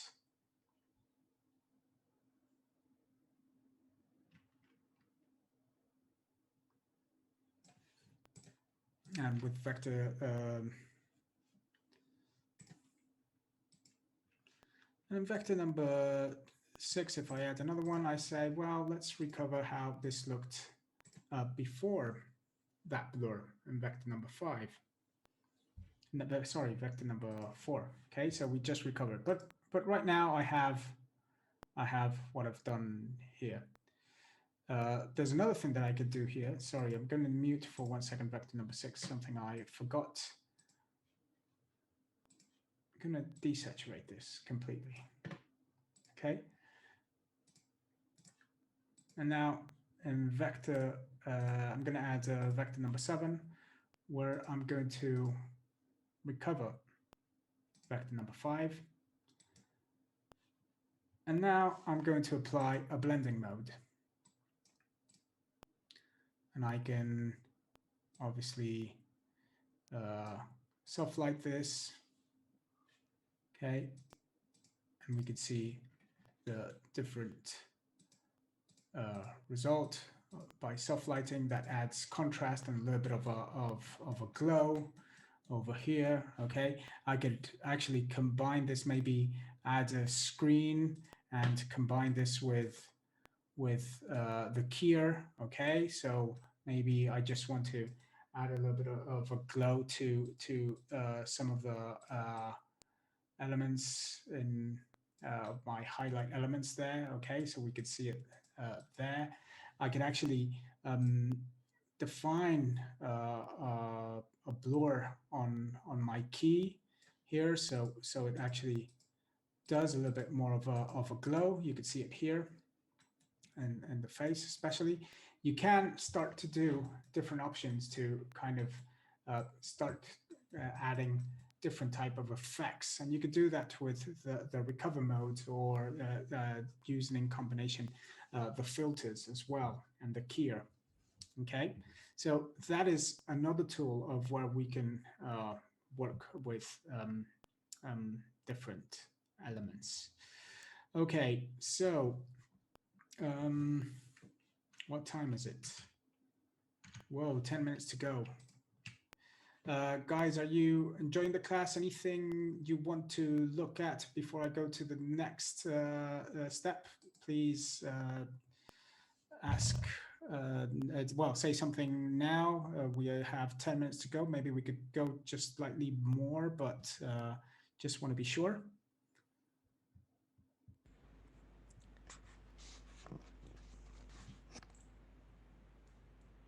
Everything seems good. Great. Okay, cool. We have thumbs up from Xavier, so. Awesome, cool. I really hope you guys are enjoying this as much as I do. So quickly, I'm actually going to copy the grade from that shot. Remember, double clicking there, and going to remove that glow effect that I've just done. Play a lot with effects like that. You could really get used to recovering maybe only the chroma channel or whatever. I really want to focus on different ways of working with the saturation here now in Mistika. For example, we're going to add a vector here. And in this vector, you can see here that we have the option of R, G, and B, which I've just deactivated. Well, the cool thing here is that actually you could choose to work on a single channel if you wanted to. Okay. So you could actually choose Mistika to work only in one of these channels. But you also have the option of saying to Mistika, okay, I only want to work in the luminance. And in this particular shot, I'm only going to work in the luminance. Okay, in this particular vector, any contrast that you do, it's only going to be done in the luminance channel. Okay, but we could also do this only in the chroma channel. But what if I told you that we could simulate a boost operation inside Mistika? If I add a vector, I've just pressed insert, and before my vector number 1, I've just added a new one here. I go to chroma, and over here, play a little bit. Let's actually make this larger so you guys can see it. Play with lift operator here. Bring it down. Look at the image.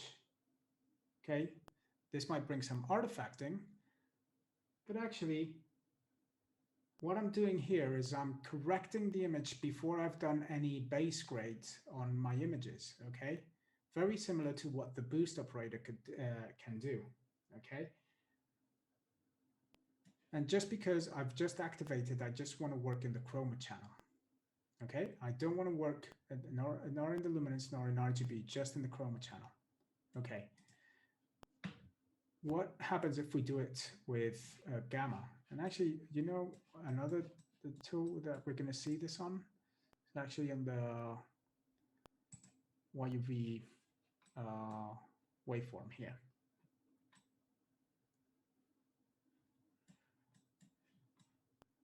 Let me make this larger so it's easy to see. I'm going to take off the storyboard for a second so we can focus there on our chef. Okay. For example, when I bring the gamma up, I'm desaturating the image there, especially on the shadows. Okay. What if I bring it down? Oh, suddenly I'm saturating it, but I'm also getting that kind of bleach bypass kind of feel as well. But I'm really saturating some colors there. Okay.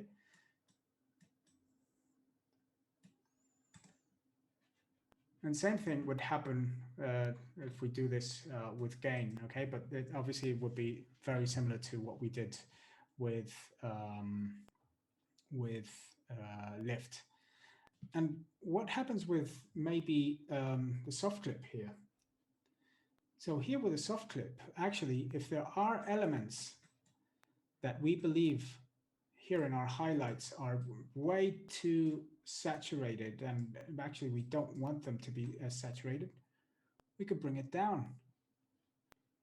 And for example, remove the highlight information there in the background that might have been distracting. Especially interesting this when we use this operator in HDR, okay? Because things that might be very saturated in the highlights might actually be distracting when we're doing an HDR grade, okay? So that is something definitely that I would really recommend to have a look at, okay? And once we have this vector working in Chroma, our fixed vectors also work differently, okay? And how saturation is how you're working with saturation does work differently as well. So explore the possibilities. For example, here luminance is not going to do anything because obviously we are not working on the luminance of the colors. But explore how these tools work differently when we use these other this vector in a different way. So you can see there right now, if I turn it on and off, we have a much richer color contrast in our image when we work with that.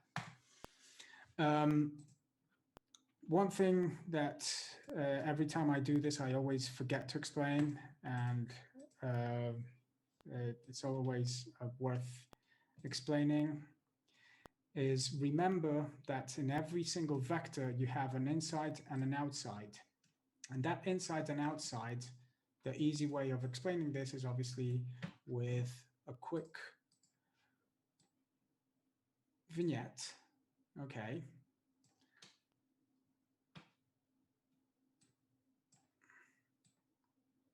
Okay, and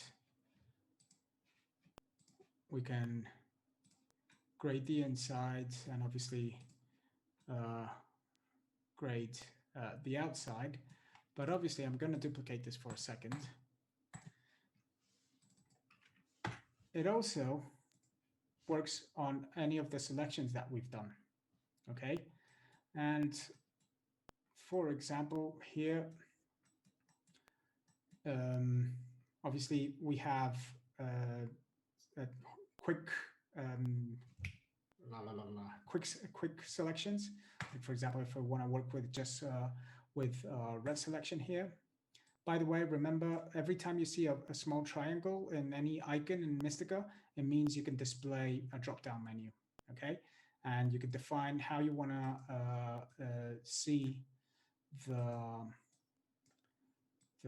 key in this case, okay? I generally always display key. Go to skin tones, for example, and from any selection that you do here, you would also have the output mode. And in the output mode, you can choose if it's the mask, if it's the inverse of any HSL selection that you've done, or if it is with a combination of obviously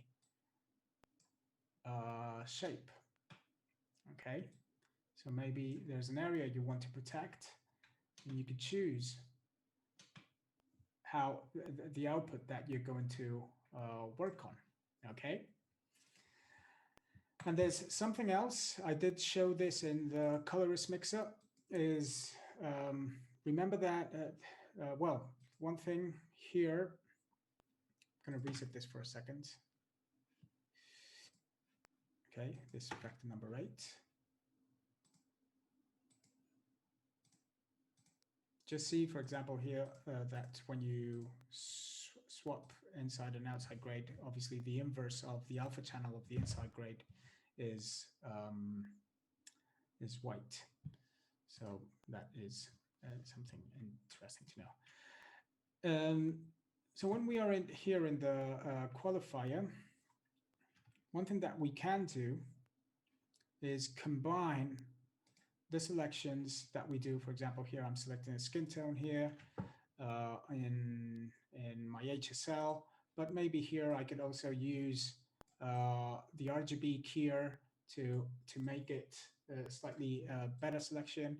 If I want to remove any yellow information, I reduce the green that I want to work with. Okay, blue, I don't think it's going to affect as much. Nah, no, not much there. We do have the option here. You do also have eyedroppers to select things, okay? So that is something that you could do. And you could also shape how the softness is applied, okay? And always get this wrong. And how strong this is, it will affect the type of grade that we do. So for example, if I really want to take the skin tones maybe to slightly more magenta feel there and bring it up there, okay, the key softness can do this, okay? But the other thing that we can do is resetting this whole thing is mathematical operations inside the key. So over here, I can go to merge key, and merge key here with doesn't need to be the source now because obviously I have more.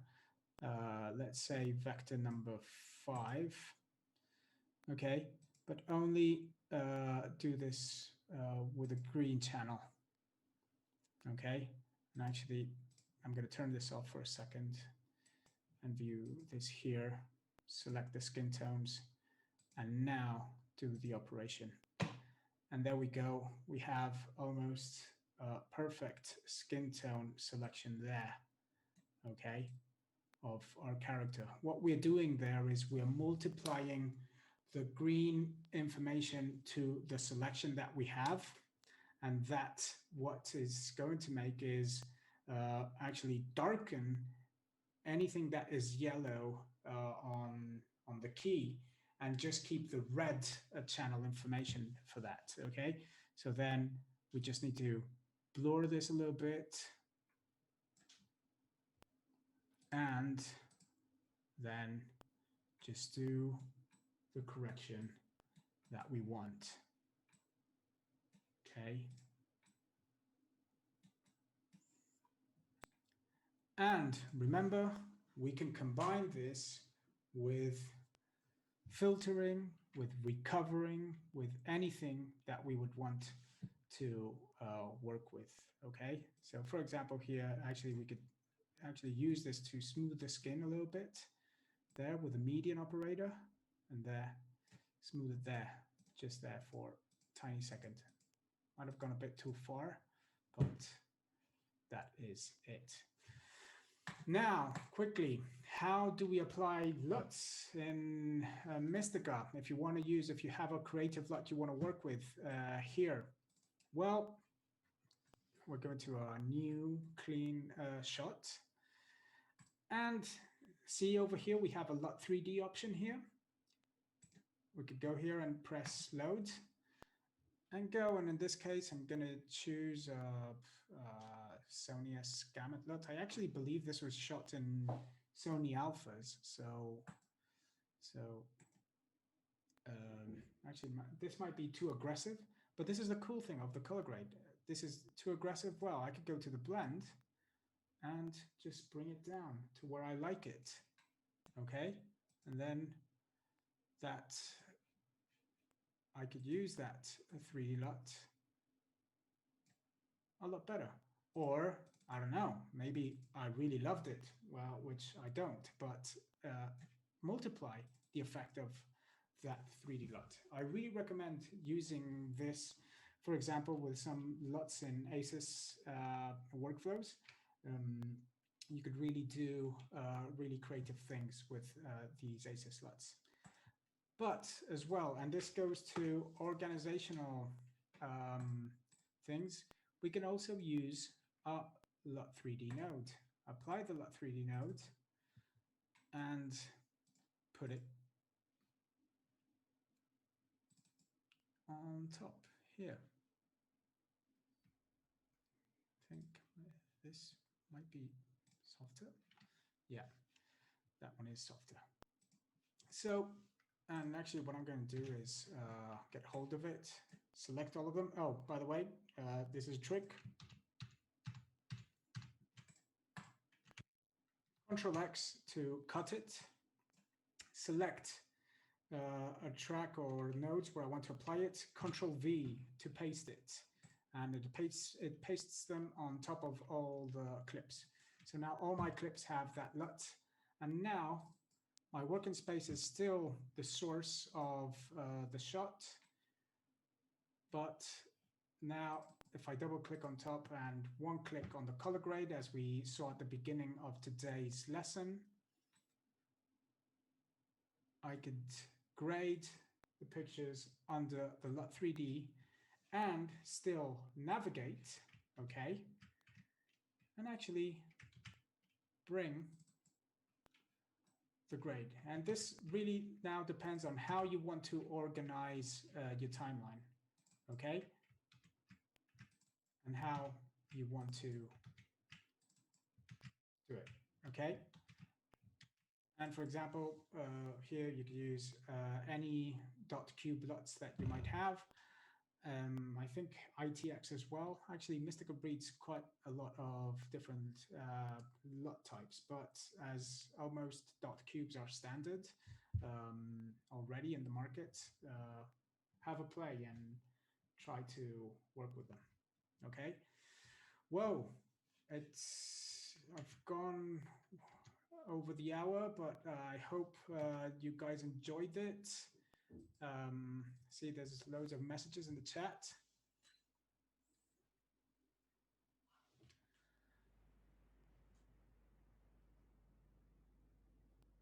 There's a question, can you switch vector 1 to vector 3? No, but you could maybe duplicate, copy and paste.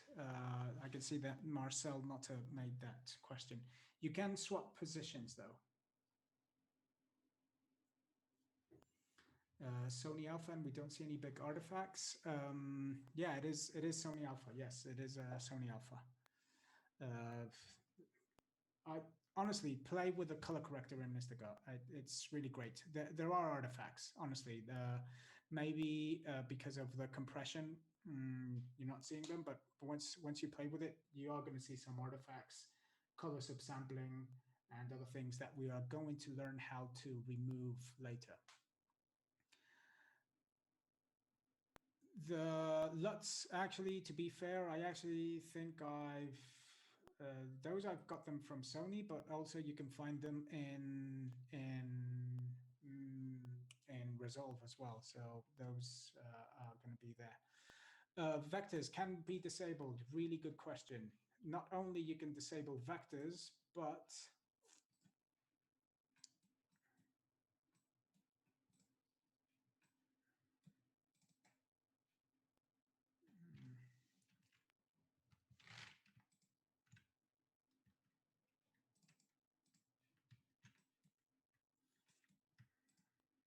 I'm trying to find.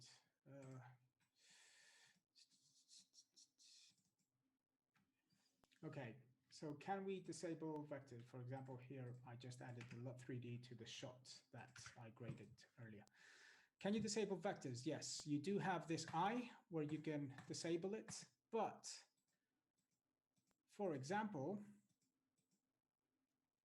you can also disable individually inside every sublayer, inside or outside, okay?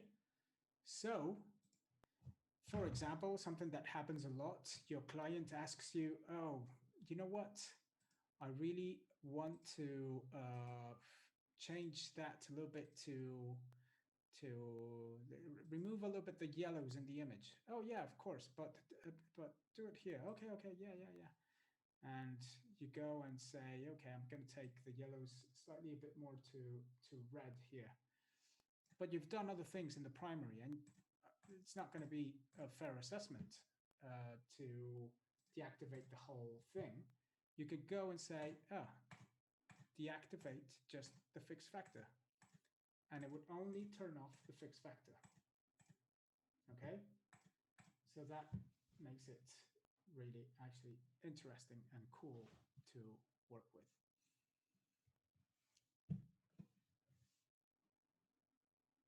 Okay, let's see, any more questions?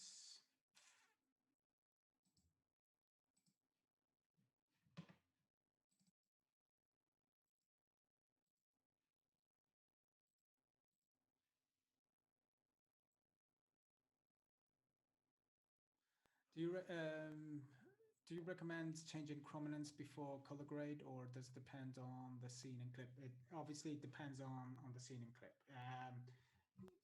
And you don't need to do it before the grade. You could do it as another vector. I just would. Funny, you can't export graded stills right now.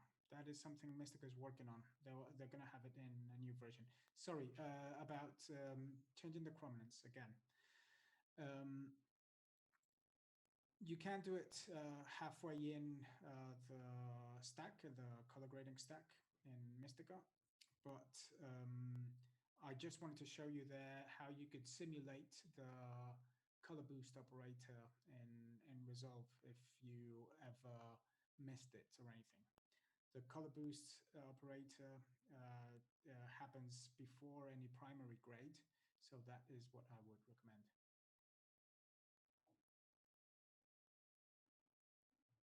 Oh, I didn't know that. You can export graded stills. There's a save still option in the, oh yeah, in the record monitor. Yeah. But yes, that is true. That is true. So over here, yeah, that is true. Sorry, guys. Thanks, Jeff, for helping me that. So over here, you have the option of save image, and you could save a still there. We actually saved one, and it's saved in the output folder of the Mistika folder structure, project folder structure. Okay, and yeah, that's one thing. You can't do a group export right now, like several shots in one go. There might be other tricks that we could do that I might. Well, I'll need to think about. Maybe that might work, but I have to investigate to see if we could do it. But no, right now there isn't a quick kind of easy way of doing it. No, but STO are really working on it. The next versions are going to have that, definitely.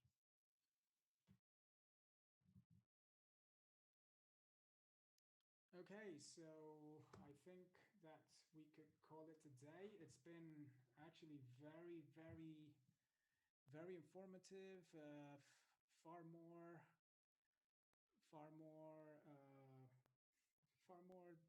packed than I thought. I hope you enjoyed it. And any questions that you might have, we can answer them next week. Please join the Mistika 10 global Slack community, global community in Slack. I think you're going to enjoy it.